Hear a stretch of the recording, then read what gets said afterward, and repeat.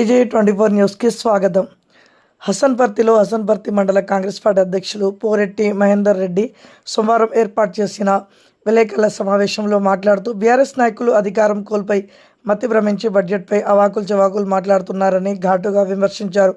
BRS ఇచ్చిన హామీలు నెరవేర్చకుండా 10 ఏళ్లు కాలయాపన చేశారని విమర్శించారు. దళిత బంధు అన్నారు. తొలి ముఖ్యమంత్రి దళితుడే అన్నారు. KG to PG వరకు ఉచిత నిర్బంధ విద్య అమలు చేస్తామన్నారు. ఇంటికో ఉద్యోగం అన్నారు. భూమి లేని ప్రతి కుటుంబానికి 3 ఎకరాల భూమి ఇస్తామన్నారు. ఇందులో ఒకటైనా నెరవేర్చలేదని విమర్శించారు. కాంగ్రెస్ పార్టీ అధికారంలోకి వచ్చిన తర్వాత నోటిఫికేషన్లు వేసి సక్రమంగా ఎగ్జామ్స్ నిర్వహించి 70,000 మందికి ఉద్యోగాలు ఇచ్చిందని గుర్తు చేశారు. 10 సంవత్సరాల్లో మీరు ఒక్క కొత్త రేషన్ కార్డు కూడా ఇవ్వలేదని, కాంగ్రెస్ ప్రభుత్వం కొత్త రేషన్ కార్డులు ఇచ్చి ప్రతి కుటుంబానికి ఏ రాష్ట్రం లేని విధంగా సన్నబియ్యం ఇస్తుందన్నారు. మహిళలకు ఉచిత బస్సు ప్రయాణం, ఇంద్రమ్మ ఇండ్లు, 500 రూపాయలకే గ్యాస్ సిలిండర్, 200 యూనిట్ల లోపే కరెంటు ఉచితం, 2 లక్షల వరకు రైతు రుణమాఫీ, సన్నవడ్లకు 500 బోనస్, మహిళలకు కోటేశ్వరాలు చేయాలనే ఉద్దేశంతో వడ్డీ లేని రుణాలు, పెట్రోల్ బంకులు అప్పజెప్పారన్నారు. మిగులు బడ్జెట్గా ఉన్న రాష్ట్రాన్ని మీ చేతిలో పెడితే ఉద్యమ ఆకాంక్షలు నెరవేర్చకుండా మీ సొంత ఆస్తులు పెంచుకొని రాష్ట్రాన్ని అప్పుల పాలు చేశారని విమర్శించారు.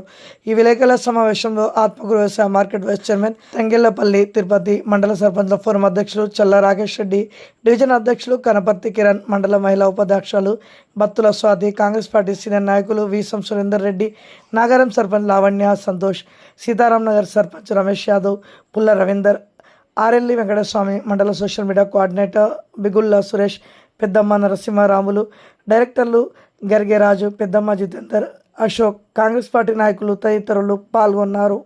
మా ప్రభుత్వం ఎప్పుడు పేదల ప్రభుత్వం కాబట్టి టీఆర్ఎస్ ప్రభుత్వం వాళ్ళ మధ్య లేకుండా మాట్లాడటంలో ఏం మాట్లాడటంలో వాళ్ళ అర్థం వాళ్ళకు 3 సంవత్సరాల అధికారం లేకపోతే అంత పిచ్చి చేసి బడ్జెట్ కరెక్ట్ లేదు అని వాళ్ళు అంటారు. మాకు మేము 6 గ్యారెంటీలు ఎప్పుడూ స్థితితోనే ఉన్నాం.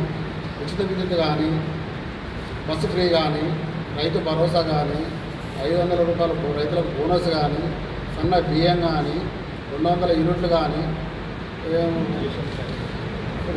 రైతు 2 లక్షల రుణమాఫీ కానీ, రైతులకు పనిముట్లు కానీ, మహిళలకు వడ్డీ లేని రుణాలు కానీ, సిద్దిపేట 9 రోజులలో 9,000 కోట్లు రైతు భరోసా వేసి మళ్ళీ నిన్న కూడా అనుకున్న చెప్పి రైతులకు నిన్న మీటింగ్ పెట్టి మళ్ళీ ఇలా మనిషికి ఒక ఎకరానికి అందరికీ 70 లక్షల మందికి రైతులకు మనిషికి ఒక ఎకరానికి ఇలా మళ్ళీ 6,000 రూపాయలు వేసుకుంటూ కానీ, వృద్ధులకు మళ్ళీ 2 లక్షల 2 లక్షల మందికి మళ్ళీ కొత్త పింఛన్ విధానాన్ని కూడా మేనిఫెస్టో ఏది కూడా పెట్టుకుంటూ మేము అందరం చేసుకుంటూ వస్తాం. కానీ వాళ్ళకు స్థితిగతి లేక మతిపోయి వాళ్ళకి ఎవరు ఇష్టం వచ్చినట్టు వాళ్ళు మాట్లాడుకుంటూ వాళ్ళు భయం పుచ్చుకుంటాం. మీ ప్రజ్ఞాన్ని అమలు చేస్తానని వాళ్ళు భయం పుచ్చుకొని వాళ్ళు మా మీద వ్యతిరేకంగా మేనిఫెస్టో మంచిగా లేకుండా అంకెల గారితో వ్యవస్థ చేసుకుంటామని చెప్తాను. కాబట్టి వాళ్ళకు మా సవాళ్ళకు ఎప్పుడైనా మేము కూర్చుంటే మేము ఇచ్చిన మాటకు నిలబడి ఉన్నాం. కాబట్టి మేము ఎప్పుడైనా సవాళ్ళు విసిస్తున్నాం. వాళ్ళు చేసి చూపించలేని మేము చేసి చూస్తాం. కాబట్టి మా కాంగ్రెస్ ప్రభుత్వం పేద ప్రభుత్వం అని హెచ్చరిస్తూ సవాల్ చేస్తున్నాం. మొన్న బడ్జెట్లో కాంగ్రెస్ ప్రభుత్వం అన్ని వర్గాలకు సమాన స్థానం కల్పించింది. రైతులను వ్యవసాయం దండగాన్న ఆ రోజు చాలామంది ధాన్యం కొనుగోలు అర్ధరాత్రి రైతులు రోడ్డు మీదకి వచ్చి ప్రైవేటు అంటే ప్రభుత్వం చేతులు ఎత్తేస్తే లారీల కోసం ట్రాన్స్పోర్ట్ కోసం రోడ్ల మీద నిలబడి బలవంతంగా ఉంచుకొని పంపేయడం జరిగింది. ఇప్పుడు రైతు రాజుగా చేయడం జరిగింది. రైతులకు కష్టకాలం ప్రభుత్వ కష్టకాలం రైతులకు మన రుణమాఫీ చేయడం జరిగింది. రైతులకు బోనస్, అందరు రైతులకు బోనస్ చేయడం జరిగింది. నిన్ననే నర్మెట్టలో రైతులకు షరతులు లేకుండా వ్యవసాయం చేసిన ప్రతి ఒక్క రైతుకు ఎకరానికి 6,000 చొప్పున 9,000 కోట్లు రిలీజ్ చేసి ఈరోజు అందరికీ కూడా మెసేజ్ ఎకరానికి రైతులు మీ దాంట్లో రైతున్నారు, వాళ్ళకు రైతున్నారు. పార్టీలకు అతీతంగా ప్రతి ఒక్క రైతుకు 6,000 రూపాయలు రైతు భరోసా కూడా ఈరోజు అందరికీ కూడా పడడం జరిగింది. కేవలం మేము ఉన్నాం అని ఉనికిని సాగిపోవడం కూడా నిన్న ప్రతిపక్షాలు విమర్శలు చేస్తున్నాయి. మీరు చేసే విమర్శలు ఒక్కటి కూడా అర్థం లేదు. ఎందుకంటే ప్రజాప్రభుత్వం ప్రజల కొరకు మళ్ళీ ప్రజాపాలన, ప్రగతి పాలన అని కూడా పెట్టి ప్రజలకు ఏవైతే కొంతమందికి అర్హులకు పథకాలు అందుతలేవో మళ్ళీ అందిస్తామని కూడా గ్రామానికి అధికారులు, ఎమ్మెల్యేలు, మంత్రులు, ఎంపీలు పోతున్నారు. అదేవిధంగా ఏ ఒక్కరోజు మీరు గత 10 సంవత్సరాల్లో ఏ ఒక్కరోజు మీరు కేవలం ట్రాక్టర్లు టీఆర్ఎస్ నాయకులు బినామీలకు ఇచ్చిన లిస్టు తీయండి. మేము రైతులకు మళ్ళీ వ్యవసాయ పనిముట్లు, హార్వెస్టర్లు కానీ, పవర్ టిల్లర్స్ కానీ, రోడ్ టిల్లర్స్ కానీ, డ్రోన్స్ కానీ అన్నీ కూడా రైతులు ఆన్లైన్లో అప్లై అయితేనే పార్టీలకు ఖచ్చితంగా మంజూరు చేయడం జరుగుతుంది. ఇందిరా మిల్లు మీ ఏ ఒక్కరోజు కూడా ఈ మండలంలో డబుల్ బెడ్రూమ్ ఇక్కడ ఎంతమందికి ఇల్లు ఇచ్చిందో సవాల్ విసురుతున్నాం.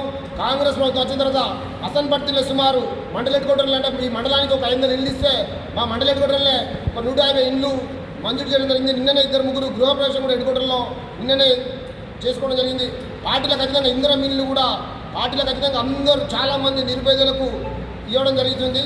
మాట్లాడే ముందు ఒక్కసారి గతాన్ని చూసి మాట్లాడాలని సందర్భంగా హెచ్చరిస్తున్నాం. అయితే టీఆర్ఎస్ నాయకులు మన ఏంటంటే ఓర్వం లేని తనంగా మాట్లాడతారు. మీ బడ్జెట్ మాత్రం అందరికి అనుకూలంగా ప్రజలు సుతా అందరు ఆశీర్వదించిండ్రు. కానీ విషయం ఏంటంటే వాళ్లకు వశపడతలేదు. ఇక 2 సంవత్సరాలు పోగానే ఇవాళ పిచ్చిలు వేసి రోడ్డు మీద బట్టలు చింపుకుంటారు వాళ్ళు.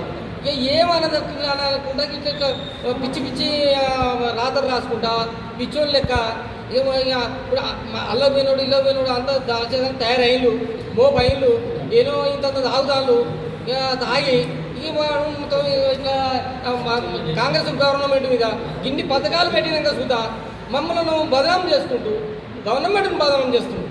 మీరు ఏడమన్నారు మీ గవర్నమెంట్ ఉన్నప్పుడు ఏడమన్నారు ఒక ఇల్లు ఇచ్చిందా మీ ముఖానికి ఏదన్నా మన లంచాలు తీసుకుంటూ గద్దె లక్షలు కొట్టుకుని మేమన్నా అవినీతి ఎవడన్నా మండల అధ్యక్షుడు కానీ ఇంకెవరైనా లీడర్లు ఎవరైనా చూసుకుని దేనికంటే సవాల్ విసురుతున్నారు. రండి కూకుందామంటే కూకుందాం. కాంగ్రెస్ ప్రభుత్వం తీసుకున్న పథకాలన్నీ ప్రజలకే చెందుతున్నాయి కానీ వేరే ఎవరికి కాదు. ఇప్పటి వరకు టీఆర్ఎస్ 10 సంవత్సరాలలో ఒక్క రేషన్ కార్డుగా పంపిణీ చేయలేదు. అటువంటి కాంగ్రెస్ వచ్చినాక సంవత్సరం ఉండే దాదాపు 10 లక్షల మంది కొత్త రేషన్ కార్డు ఇవ్వడం కానీ తర్వాత పోతే ఇందిరా మిల్లులు టీఆర్ఎస్ గవర్నమెంట్ ఉన్నప్పుడు ఒక్క డబుల్ బెడ్రూమ్స్ కూడా రాలేదు. అదే కాంగ్రెస్ గవర్నమెంట్ వచ్చినాక సంవత్సరంన్నరనే అసన్పర్తికి 150 ఇల్లు ఇచ్చింది. ఇప్పటి వరకు నిన్ననే 2 ఇళ్ళకి వచ్చిండు. మళ్ళీ తర్వాత పోతే అదే కాకుంటే కాంగ్రెస్ ఉన్న టీఆర్ఎస్ గవర్నమెంట్లో చెట్లకు గుట్టలకు సుధా రైతు బంద్ చేసిండు. కానీ మా గవర్నమెంట్ వచ్చాక ఖచ్చితంగా రైతుకు అనేటువంటికే చేస్తామని చెప్పి పండించిన భూములకు ఎన్ని ఎకరాలు ఉంటే అన్ని ఎకరాలకు రైతు భరోసా పథకాన్ని వేస్తున్న కాంగ్రెస్ ప్రభుత్వం. వాళ్ళకి ఏంటంటే ఈ 2.5 సంవత్సరాలలో ఏమీ చేయలేక మేము వెనకబడిపోతున్నాం. వచ్చేసరికి మళ్ళీ కాంగ్రెస్ గవర్నమెంట్ అచ్చరట్టున్నదని చెప్పి ఏదో బురద జల్లడానికి చేసే పథకాలు తప్పితే ఏమీ లేవు. 2026-27 ఆర్థిక సంవత్సరానికి గాను 3,25,000 కోట్లను ప్రవేశపెట్టింది. 6 గ్యారెంటీల మీద చిత్తశుద్ధి ఉన్నదని నిరూపించడానికి కారణం ఏంటిదంటే అందులో 50,000 కోట్లు 6 గ్యారెంటీలకే ఇవ్వడం అనేది జరిగింది. యథావిధిగా కాంగ్రెస్ ప్రభుత్వం ఎప్పుడైనా రైతుల ప్రభుత్వం పేదల ప్రభుత్వం దానికి నిదర్శనంగానే రైతుల కోసం 23,000 కోట్లను బడ్జెట్లో ప్రవేశపెట్టడం జరిగింది. సబ్బండ వర్ణాలు సంతోషపడాల్సిన బడ్జెట్ను చూసి ఏదో అనాలి మేము ఉన్నాం అని నిరూపించుకోవాలనే భావనతో మాత్రమే టీఆర్ఎస్ ప్రభుత్వం అనేది అనుచిత వ్యాఖ్యలు చేయడం జరుగుతుంది. కాంగ్రెస్ అంటేనే పేదల ప్రభుత్వం. సో బడ్జెట్ అనేది అందరికీ అనుకూలంగా ఉన్నదని మరొకసారి చెప్తాను.